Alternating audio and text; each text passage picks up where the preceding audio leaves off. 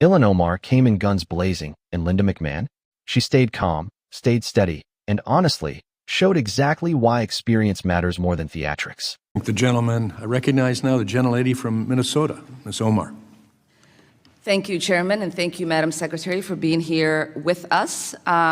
Is it fair to assume that you are aware that when a student loan borrower is defrauded by a school, that there is a provision in law called the borrower defense? Yes, I am. Okay. It is a straightforward concept. A student should not be forced to repay loans to schools that lied to them.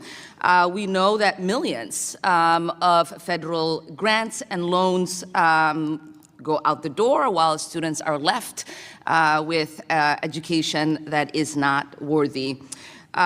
So I was actually surprised a few weeks ago when your department quietly rescinded $37 million fine that was placed against Grand Canyon University. Can you explain why that happened? Let me think for a second. Let me review my notes on that because there were a couple of things I wanted to make sure I covered with you. We really found that the accusations against Grand Canyon, which is a faith-based organization, and we looked at all the facts of the case. I am familiar with the university. Really, my question is, how are those students going to be made whole if you are not allowing the university to pay the fines? What's the plan? I'm not sure that that's the right analysis of it, but I will look into it further and get back to you. And you'll give me back a writing? Yes, I will. Writing? Okay. Because we know that, you know, the president in whom you serve had a fraudulent university called Trump University, and he himself settled 3 lawsuits before becoming president. We know that there are roughly 1.4 million borrowers who have been approved for a borrower defense discharge and are still waiting for that process. How are you clearing out that backlog? In terms of the borrowed defense funds? Uh-huh. There are lists of that. I'll be happy to get back to you with those numbers. Okay. And while those students wait, can you give us a commitment that you are not going to collect that debt? Yeah, I'll have to get back to you on that as to what the situation is. And I don't understand how that's a difficult question to say yes to. They've been defrauded. They are waiting for relief. While they wait for their relief, well, if they shouldn't have to pay back that debt. Well, if they've been defrauded and it's been adjudicated that they've been defrauded, then I will get back to you as to what the time frame is and why there's a holdup if there is. Okay. I'm not sure as I sit here right now. Wonderful. There was, I know that you've been questioned a lot on IDEA and its funding. I won't re-litigate those questions. I just have 2 particular questions to address, or 2 areas to address. We know that the IDEA, that you have gotten rid of the legal team that guides the states in implementation. How are you going to rectify that? I don't know what you mean by we've gotten rid of the legal team. We have had some reduction in force of There was a members. firing of the entire legal team. Well, we have other lawyers in place at the Department of Education, and we are The fully... entire team that was for IDEA has been fired. So how are you addressing that?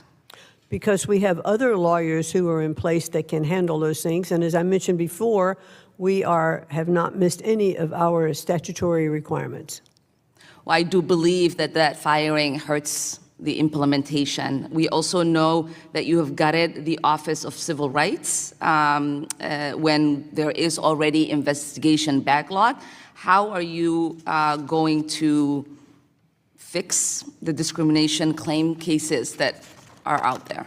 Well, there are, excuse me, there are cases that we're looking into. And again, we have not missed any of our statutory requirements in terms of OCR. We also have a task force. There is a backlog. There are a lot of kids in our schools that are waiting for relief. When you get rid of the people that are supposed to carry out those investigations, how are you to assure that those kids will not continue to be harmed? We are talking about so many situations in where kids are being discriminated against, and you got rid of the people that investigate those investigations so those kids can protect themselves from discrimination.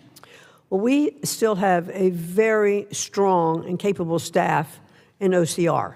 Then you wouldn't have a backlog if that was the case. There is a current backlog, and I would love for you to stop just saying words and to actually do the work that you are charged by statute, and I yield back. So the exchange starts with Ilhan Omar, who, as usual, walks into the room already convinced she's caught someone red-handed. You know the vibe: stern face, sharp tone, I have the receipts, energy.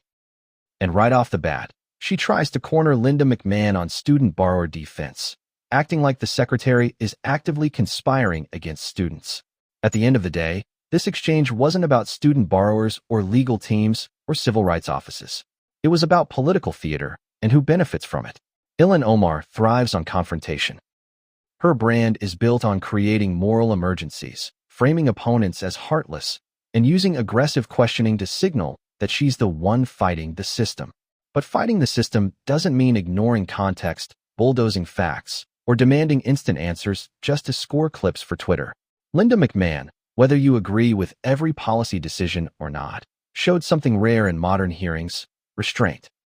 She didn't bite, didn't snap, didn't fall into the trap of reactive politics. She stayed focused on process, on facts, and on responsibility. And honestly, that's refreshing. We need more leaders who operate that way. Not people who grandstand for viral moments. Not people who weaponize emotion to make every issue a crisis.